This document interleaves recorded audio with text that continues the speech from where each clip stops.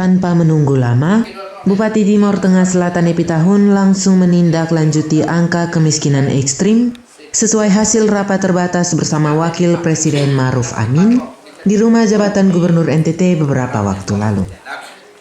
Usai melantik 4 pejabat eselon 2 di rumah jabatan Bupati Selasa 26 Oktober 2021, Bupati Epitahun lalu memimpin rapat terbatas bersama sejumlah pimpinan organisasi perangkat daerah untuk membahas mekanisme pendataan dan upaya penanggulangan angka kemiskinan ekstrim di wilayah kabupaten setempat.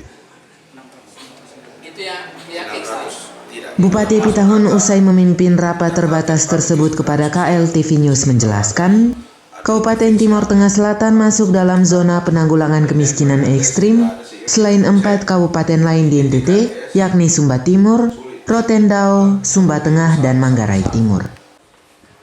Khusus di Kabupaten Timor Tengah Selatan, lanjut Bupati Epitahun, telah dibentuk tim validasi data untuk masing-masing OPD.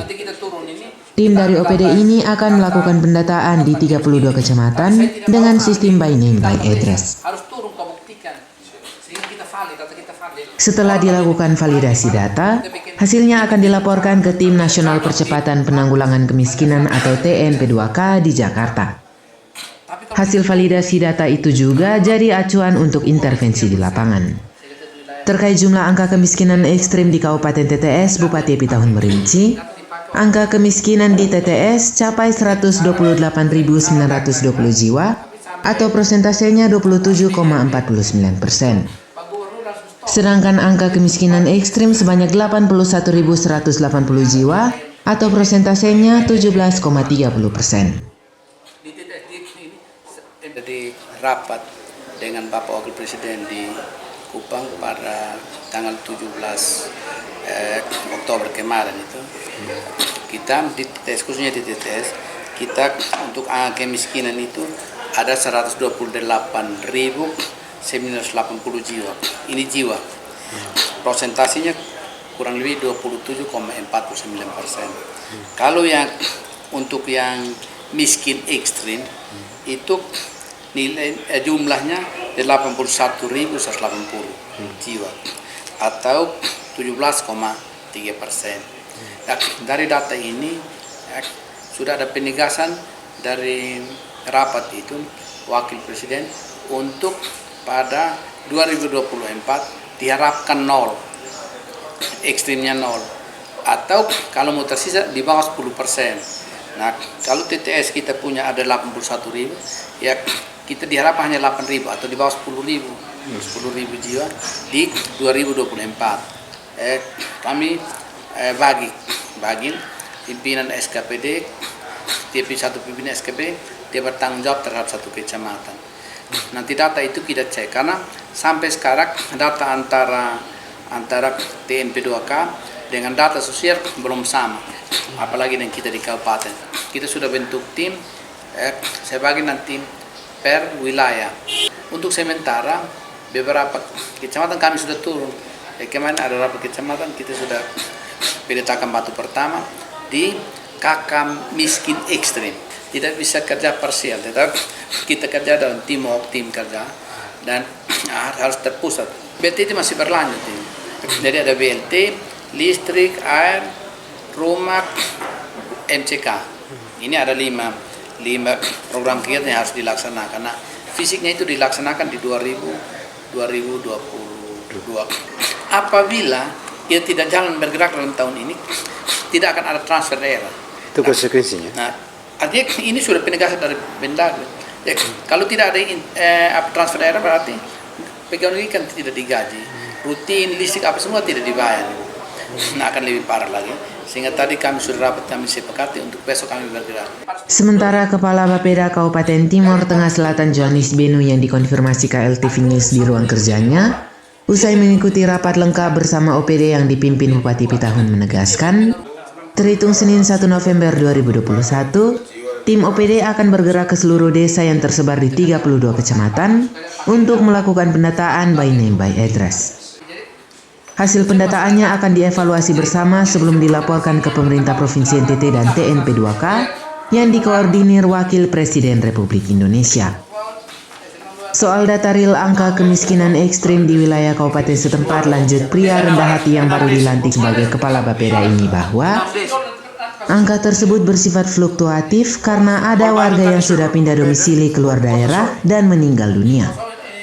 Jadi real angka kemiskinan ekstrim akan terlihat dari hasil validasi pendataan tim di lapangan.